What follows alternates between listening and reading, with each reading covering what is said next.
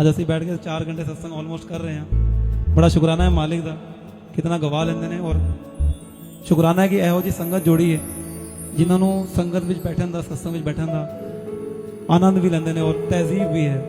ਤੇ ਕਦੀ ਕਿਸੇ ਵੀ ਧਰਮ ਸਥਾਨ ਤੇ ਜਾਓ, ਕਿਸੇ ਵੀ, ਤੇ ਅਗਰ ਤੁਹਾਡੇ ਜਾਣ ਨਾਲ ਕਿਸੇ ਨੂੰ ਕੋਈ ਜ਼ਿਆਦਾ ਖੁਸ਼ੀ ਨਾ ਹੋਵੇ ਨਾ, ਤੇ ਤੁਹਾਡੇ ਜਾਣ ਨਾਲ ਕਿਸੇ ਨੂੰ ਦੁੱਖ ਨਹੀਂ ਹੋਣਾ ਚਾਹੀਦਾ, ਕਿਉਂਕਿ ਤੁਹਾਨੂੰ ਨਹੀਂ ਪਤਾ ਤੁਹਾਡਾ ਅਗਲਾ ਪਿਛਲਾ ਦਾਇਆ ਬਾਇਆ ਕਿਹੜਾ ਐਸਾ ਇਨਸਾਨ ਹੈ ਜਿਹੜਾ ਪਰਮਾਤਮਾ ਦੇ ਚਰਨਾਂ ਵਿੱਚ ਜੁੜਿਆ ਹੋਇਆ।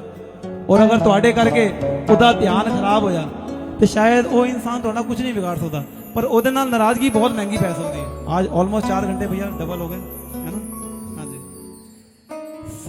ਦੋ ਰਹਿਣਾ। ਜਦ ਕੁਛ ਵੀ ਸਮਝ ਨਾ ਆਏ, ਕੋਈ ਰਾਹ ਨਜ਼ਰ ਨਾ ਆਏ, जब कुछ भी समझ ना आए, कोई राह नजर ना आए, हर पासे नेरा छाए ता बस एक काम दिल नाल कर नहीं। जय गुरु जी जप नहीं, जय गुरु जी जप ले जप ले जप ले जप ले जप ले जप ले जप ले जप ले। जय गुरु जी